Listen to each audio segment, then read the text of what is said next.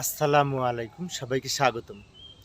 আমরা যখন হিসাব বিজ্ঞানের জাবেদা প্রস্তুত করি তখন প্রশ্নে যদি বলা থাকে কর্মচারীদের বেতন ব্যবসায়ের কর্মচারীদের বেতন মালিক ব্যক্তিগত তহবিল থেকে পরিশোধ করেছে। বিষয়টি আবারও বলছি, লক্ষ্য করি। প্রশ্নে বলা আছে কর্মচারীদের বেতন মালিক ব্যক্তিগত তহবিল থেকে পরিশোধ করেছে, এটার জাবেদা কী হবে, তাই না? তো মালিক যদি ব্যক্তিগত তহবিল থেকে ব্যবসায়ের কর্মচারীর বেতন পরিশোধ করে সেক্ষেত্রে জাবেদা হবে বেতন খরচ ডেবিট। বেতন খরচ বৃদ্ধি পেলে ডেবিট হয়, সেজন্য বেতন হিসেব ডেবিট হবে।